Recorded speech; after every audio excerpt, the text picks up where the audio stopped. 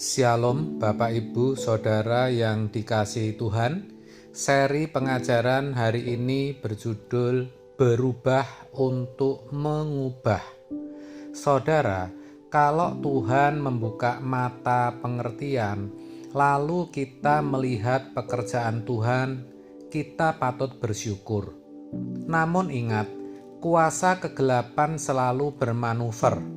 Buktinya, sekarang ini kita melihat bagaimana orang-orang yang belajar teologi, belajar Alkitab, memiliki gelar tinggi, tetapi justru tidak mempertontonkan sikap hidup sebagai anak-anak Allah. Bukannya hidupnya makin kudus, tetapi malah kasar, keras, jahat, ada nafsu merusak orang lain, suka merendahkan, membunuh karakter orang sampai tingkat memfitnah. Memang tidak semua, tapi banyak juga. Kalau seperti itu, dari pemandangan umum saja tidak etis, apalagi kalau dikaitkan dengan etika kekudusan, kesucian Allah yang mengajarkan kelemah lembutan dan kerendahan hati. Ini sebenarnya gambaran betapa banyak orang merasa sudah berhubungan dengan Tuhan hanya karena memiliki pengetahuan tentang Tuhan di kepalanya. Padahal perjumpaan dengan Tuhan bukan hanya di nalar atau di pikiran kita. Perjumpaan dengan Tuhan harus benar-benar bisa berjumpa secara nyata, dan itu ditandai dengan hidup takut akan Tuhan. Jadi betapa pentingnya bisa mengalami perjumpaan dengan Tuhan, karena itu tidak bisa tidak akan mencegah kita berbuat dosa, baik di depan orang maupun di belakang orang.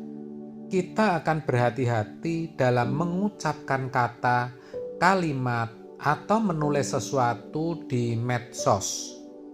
Jadi, fenomena di mana orang merasa sudah bertemu Tuhan karena memiliki pengetahuan tentang Tuhan yang terjadi saat ini itu juga bisa terjadi atas diri kita, saudara.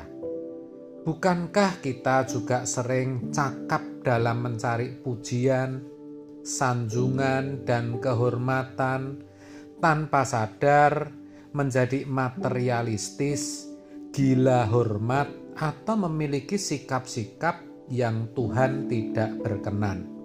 Betapa mengerikan kalau nanti keadaan kita dibuka di hadapan tahta pengadilan Tuhan.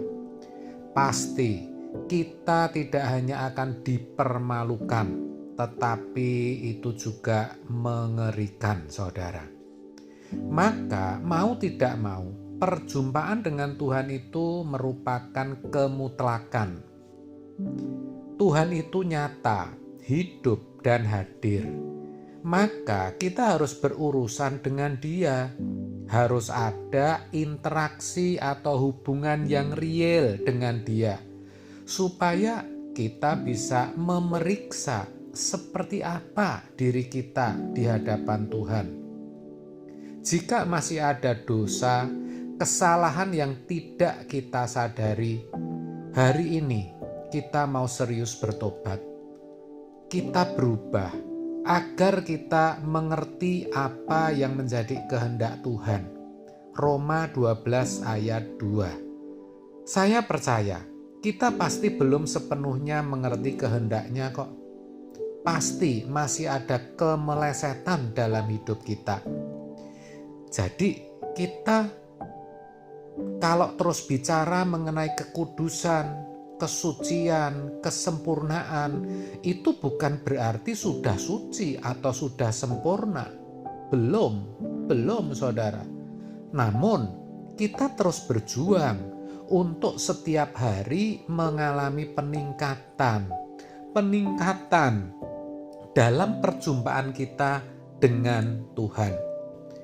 Dari perjumpaan itulah kita akan dan bisa menghayati kekudusan Allah, kemurnian hati Tuhan, kelemah lembutan, dan ketulusan hati Tuhan Yesus, keagungan dan kebesaran pribadinya, yang mana tentu itu tidak bisa dijelaskan dengan kata-kata.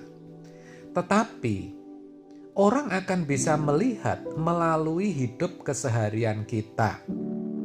Karena kalau orang berjumpa dengan Tuhan, tidak bisa tidak, hidupnya pasti akan memancarkan keagungan dan kemuliaan Allah. Kebesaran jiwanya, bagaimana ia mengasihi sesamanya, kecerdasannya memahami Alkitab, dan kehidupannya pasti mengubah orang lain.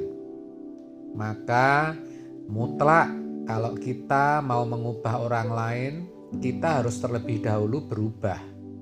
Ingat saudara, orang yang perubahannya hanya di dalam nalar atau pikiran, ia hanya bisa mengisi orang juga dengan pengertian kognitif di dalam nalar. Itulah sebabnya betapa pentingnya kita itu hidup benar, hidup berkenan di hadapan Tuhan. Mari, mulai hari ini kita mau benar-benar melangkah, hidup dalam kekudusan. Siapapun kita, baik itu tua, muda, besar, kecil, laki-laki, perempuan, kaya, miskin, ayo kita hidup suci. Dan kita harus mau. Kenapa? Karena kita diutus Tuhan Yesus untuk mengubah orang lain. Tuhan berkata, seperti Bapa mengutus aku, demikian juga aku mengutus kamu. Yohanes 20 ayat 21. Mari kita memancarkan kemuliaan Allah, ketulusan hati Tuhan Yesus, kerendahan hati Tuhan Yesus yang pernah diperagakan oleh Yesus. Kita peragakan itu sekarang, karena itulah yang memuaskan hati Allah. Jadi yang memuaskan hati Allah itu bukan karena kita menjadi pendeta hebat, bukan karena kita menjadi pemimpin organisasi ini itu, atau bisa memberikan uang untuk pelayanan diakonia atau untuk kegiatan sosial. Tapi yang penting adalah bagaimana kita memperagakan kehidupan Yesus. Tentu di dalamnya termasuk kita rela mengorbankan waktu, tenaga, pikiran, dan uang kita. Ini yang Tuhan mau untuk kita lakukan, saudara. Jadi, selagi masih ada kesempatan, mari kita sungguh-sungguh mencari Tuhan dan tinggal di hadiratnya selalu. Kita mesti berubah untuk mengubah orang lain, saudara. Amin. Tuhan Yesus memberkati.